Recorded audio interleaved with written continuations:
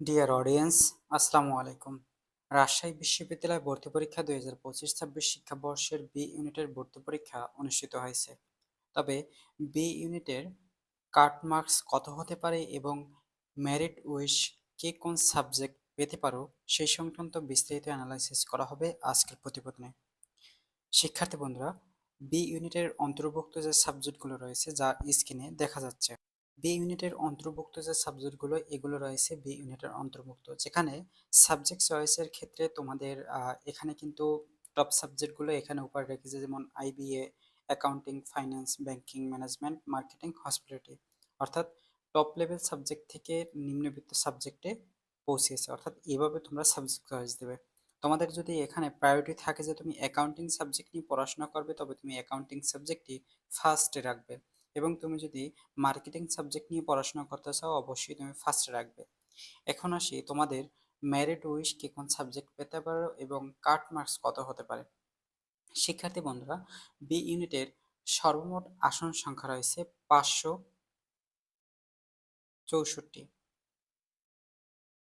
বাণিজ্য, অবাণিজ্য সকল শাখার শিক্ষার্থী নিয়ে 564টি আসন সংখ্যা রয়েছে এ সকল সাবজেক্ট নিয়ে।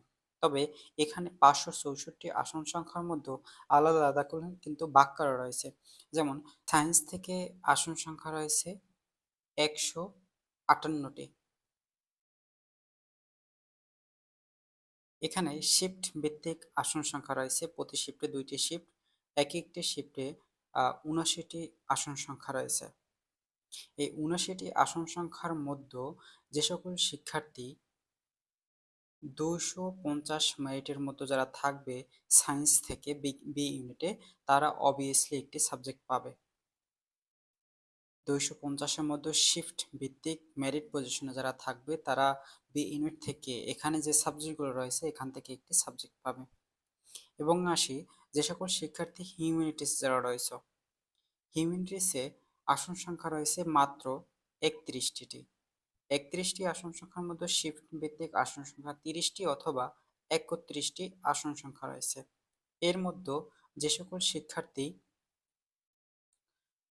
80-র মধ্যে যারা থাকবে তারা বি ইউনিটে এই সাবজেক্ট থেকে একটি অন্তর্ভুক্ত হতে পারবে। এবং যারা কমার্স থেকে যারা রয়েছে, কমার্স থেকে আসন সংখ্যা রয়েছে 375টি।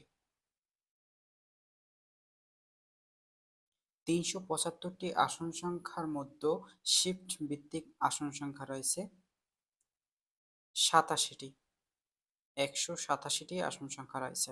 তবে এই মেরিট উইশ আসন সংখ্যার মধ্যে যে সকল শিক্ষার্থী বাণিজ্য শাখা থেকে 700-র মধ্যে যারা থাকবে, মেরিট পজিশনে 700-র মধ্যে যারা থাকবে তারা একটি সাবজেক্ট পাবে। লাস্ট ওয়েটিং থেকে হলেও বাণিজ্য শাখা থেকে 700-র মধ্যে যারা থাকবে তারা একটি সাবজেক্ট পাবে। এখন আসি তোমাদের কাট মার্কস কত হতে পারে। দেখো, তোমাদের কিন্তু বাণিজ্য অবাণিজ্য শাখার শিক্ষার্থীদের কোশ্চেন কিন্তু ডিফারেন্স ছিল, যেখানে অবাণিজ্য শাখাদের মানবন্টন এবং বাণিজ্য শাখাদের মানবন্টন কিন্তু আলাদা। তবে সকল শাখার শিক্ষার্থীদের 60+ জিপিএ উইথ, এখানে কিন্তু উইথ জিপিএ যদি 60+ 100 মার্কসের মধ্যে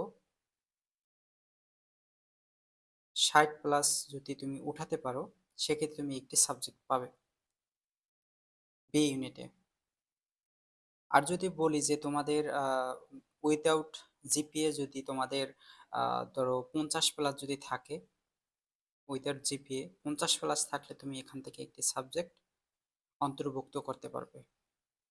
সর্বশেষ কথা যে তোমাদের সাবজেক্ট চয়েসের প্রায়োরিটি দিতে তোমরা যদি লাস্ট পজিশনে থাকো, যদি তুমি লাস্ট পজিশন বলতে কমার্স থেকে, কমার্স থেকে যে সকল শিক্ষার্থী 600+ থাকবে যারা, তারা সাবজেক্ট প্রায়োরিটি দিবে না। তোমাদের সাবজেক্ট চয়েস দিতে গেলে তোমরা কিন্তু সাবজেক্ট পাবে হসপিটালিটি অথবা মার্কেটিং, এ সকল সাবজেক্ট পেতে পারো।